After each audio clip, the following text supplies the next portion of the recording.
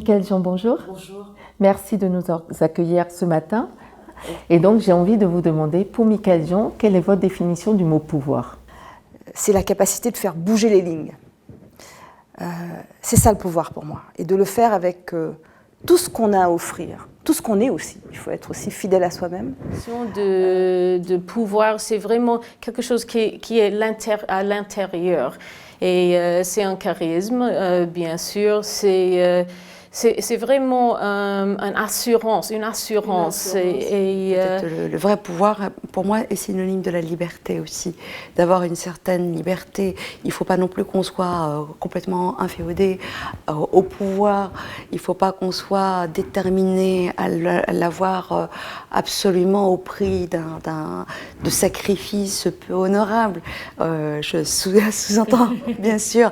Je parle des politiciens. Est-ce que vous trouvez que l'exercice du pouvoir se traduit différemment selon si on est un homme ou une femme? Alors d'abord, moi j'ai eu un apprentissage assez particulier, parce que j'ai vraiment eu l'apprentissage de la difficulté d'être une femme et d'avoir du pouvoir. Je raconte souvent ces anecdotes, mais moi j'ai travaillé dans le secteur de l'immobilier, de la construction.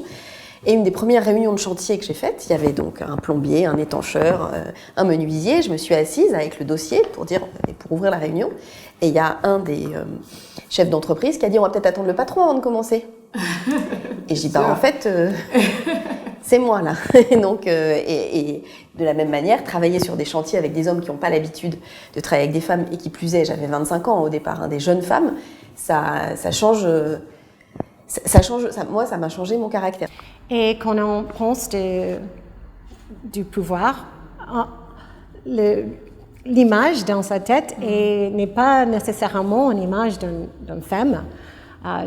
D'une femme noire, d'une femme noire musulmane. L'image dans la tête est vraiment un homme blanc, chrétien. Et les femmes on commence à voir des femmes exercer le pouvoir différent, et même des hommes, si on considère que la société se féminise, exercer le pouvoir, considérer le pouvoir comme quelque chose de différent, comme une façon de mobiliser les énergies et de transformer la société, plus qu'une forme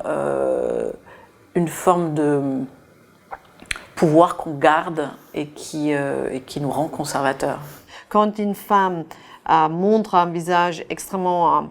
elle a très envie du pouvoir, elle a très envie de s'imposer, il y a beaucoup plus de résistance que si c'est un homme. Ce qui fait que les femmes qui accèdent au pouvoir sont en général des femmes qui sont dans cette logique de collaboration, du collectif, d'un management plus souple, parce que ces femmes-là, on a plus de facilité de leur permettre l'accès au pouvoir. Les femmes qui ont une personnalité avec un peu dominante, c'est quand même plus difficile parce que c'est moins bien perçu et ça suscite pas mal de résistance. Ouais. À quoi les femmes ont renoncé quand elles n'ont pas de pouvoir? Je l'inverserai. Parce que je crois que on dit souvent ça, on renonce au pouvoir parce qu'on veut préserver, mais à quoi on renonce quand on renonce au pouvoir? Et je ne crois pas vraiment à la cloison entre un monde personnel et un monde professionnel. En fait, on a une personnalité qui va s'exprimer et qui va tenter de réaliser ses objectifs. Et sur le plan personnel, comment vous arrivez à concilier justement Alors là, sur le plan personnel et professionnel, est-ce que vous poseriez la question à un homme s'il arrive à concilier sa vie professionnelle et sa vie personnelle? Oui, j'arrive à concilier la vie personnelle, la vie professionnelle, et je peux vous dire que les deux vivent en harmonie, sans problème. C'est une question d'organisation. Et vous savez peut-être que les femmes sont un peu plus organisées que les hommes. Absolument. Donc il y a des agendas à gérer, les agendas des enfants, les agendas du mari, les agendas professionnels, et puis nous gérons tout ça en bonne intelligence. Et c'était considéré comme normal de me confier encore plus de travail parce que je n'étais pas en couple.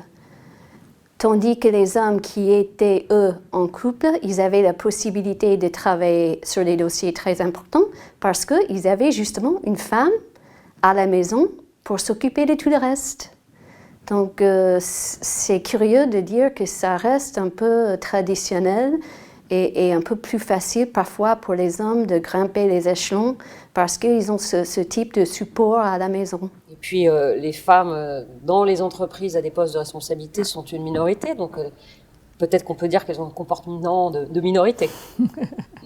C'est pareil, si on veut prouver qu'une entreprise fait de la discrimination, je sais qu'on dit discrimine maintenant, mais c'est bon, il faut avoir des bases statistiques. Il faut donc pouvoir avoir des statistiques ethniques et des statistiques par genre. Et c'est une chose que la structure du pouvoir en France refuse, alors que généralement les associations le demandent, les sociologues le demandent et tous les gens qui œuvrent contre la discrimination le demandent. Mais il y a une résistance au changement, il y a une espèce d'attachement à une idée qui est complètement théorique, qui empêche l'action. Oui, c'est nécessaire parce que quand j'entrais dans mon métier, c'était difficile juste pour ouvrir la porte au bas niveau. Maintenant, on a presque le même type de problème et c'est un haut niveau. Oui. Et le prochain pas, peut-être, c'est comme chef d'entreprise. Parce qu'il est, oui, et on a besoin vraiment de talent aujourd'hui dans le monde. Et il existe, mais c'est nécessaire de chercher bien pour ce talent. Et il reste avec les femmes, je crois. Nous vous avons demandé de nous apporter un objet. Oui. Ou en tout cas quelque chose qui pour vous symbolise le pouvoir et la féminité. Qu'est-ce que vous nous avez apporté? Alors, je vais du coup me déplacer quelques minutes. Alors voilà, j'ai un casque de chantier qui, étonnamment, représente pour moi quand même pouvoir et féminité. Et pourquoi pouvoir et féminité? Parce que je crois aujourd'hui qu'il est important aussi qu'on décloisonne un peu tous ces mondes dans lesquels on est censé appartenir ou non, dans lesquels on peut entrer ou non, et que finalement on peut être une femme et être dans un monde d'hommes. Alors plus un monde d'hommes que le BTP, je crois qu'il y en a très très peu. Et puis cette notion, ce que je trouve assez sympa dans l'image du casque, c'est que effectivement, quand on imagine une femme dans le bâtiment, c'est certainement pas sur un chantier avec son casque et ses bottes qu'on l'imagine. Or, on est en capacité, comme les hommes, de mener des troupes de 100 compagnons sur un chantier avec notre casque, nos bottes, sans problème, et d'y passer toute la journée. Tout en restant extrêmement féminin. Exactement. Très bien. Quelle est la phrase, le proverbe, ou est-ce que vous avez une citation, quelque chose qui vous illustre, qui vous inspire? J'avais lu un livre qui faisait partie des livres de management à l'époque et que, en anglais, qui se disent « Control your destiny or someone else will ». Donc en fait, on peut contrôler, on peut être maître de son destin et si nous on n'est pas maître, c'est quelqu'un d'autre qui va être maître pour nous-mêmes. Plutôt les jeunes femmes, ils ne veulent pas faire des fautes, ils veulent faire tout pour que tout est parfait. Ils n'aiment pas l'imperfectionnisme. Mais moi, comme j'étais danseuse et j'ai même travaillé un peu dans le secteur luxe à propos de perfectionnisme, d'atteindre vraiment même quand c'est même irréalistique, c'est que j'ai vu qu'on ne peut pas arriver d'atteindre un certain niveau si on ne va pas avoir certains échecs. Et je dirais aux femmes, apprenez et osez. Apprenez, donc l'éducation, et apprenez à oser également, parce que rien ne vous est interdit. Si on vous fait croire que quelque chose n'est pas pour vous, ça doit vous inciter à y aller. Ça veut dire que c'est peut-être pour vous et que c'est pour ça qu'on essaye de vous décourager. Donc toujours oser, aller essayer d'aller le plus loin possible, en tout cas, et briser le plafond de verre. Et toute mon ambition et mon rêve, c'est de faire en sorte que les femmes ne s'excusent plus d'être coupable, d'être ceci, d'être cela, mais qu'elles décident d'être simplement. Et c'est comme ça qu'on arrivera à l'égalité entre les hommes et les femmes. Et c'est aussi comme ça qu'elles oseront affirmer ce qu'elles sont. Si une petite fille regarde cet entretien et dit « Quand je serai grande, je voudrais être princesse Esther Kamatari », vous lui diriez quoi? Qu'elle a raison.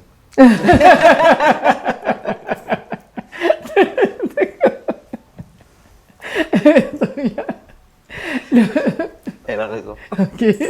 Merci beaucoup. L'entretien touche à sa fin. Merci beaucoup. Donc, pour Ariane de Rothschild, le pouvoir, c'est Pour moi, le pouvoir, c'est assumer ses responsabilités. Vraiment. Merci beaucoup, Ariane de Rothschild. Merci, merci.